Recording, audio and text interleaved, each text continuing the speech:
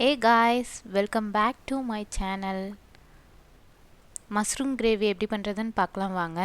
இது இட்லி, தோசை, சப்பாத்தி கூட சாப்பிட்றதுக்கு ரொம்ப நல்லா இருக்குங்க. ஸ்டவ்வில் வாணலை வச்சுக்கலாங்க. 4 டேபிள் ஸ்பூன் எண்ணெய் சேர்த்துக்கலாங்க. எண்ணெய் சூடாயிருச்சு. 3 ஏலக்காய், 2 லவங்கம், ஒரு துண்டு பட்டை, 1 டீஸ்பூன் சீரகம் சேர்த்துக்கோங்க. 2 மீடியம் சைஸ் பெரிய வெங்காயத்தை பொடியாக கட் பண்ணி சேர்த்துக்கோங்க. இது கூட கொஞ்சம் கருவேப்பிலையும் சேர்த்து வெங்காயம் நல்லா கலர் மாறுற அளவுக்கு வதக்கி விட்டுக்கோங்க.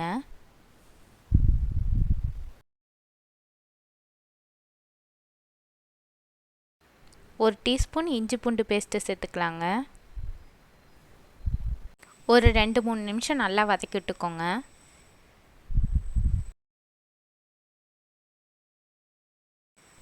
மீடியம் சைஸ் 4 தக்காளியை பொடியை கட் பண்ணி சேர்த்துக்கோங்க.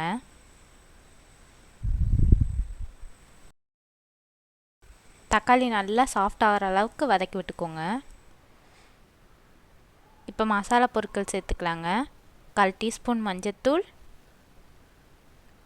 1 டீஸ்பூன் மிளகாய்த்தூள், 2 டீஸ்பூன் மல்லித்தூள், 1 டீஸ்பூன் கரம் மசாலா, தேவையான அளவு உப்பு சேர்த்து வதக்கி விட்டுக்கோங்க.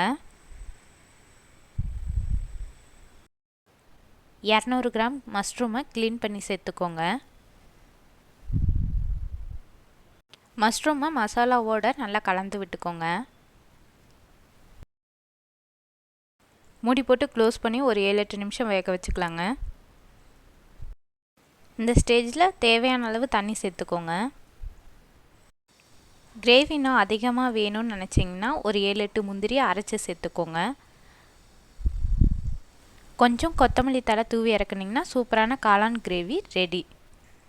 நீங்களும் இதை ட்ரை பண்ணி பார்த்துட்டு எப்படி இருக்குன்னு மறக்காமல் கமெண்ட் பண்ணுங்கள். நம்ம சேனல் பிடிச்சிருந்துச்சின்னா லைக் பண்ணி ஷேர் பண்ணி சப்ஸ்கிரைப் பண்ணிக்கோங்க.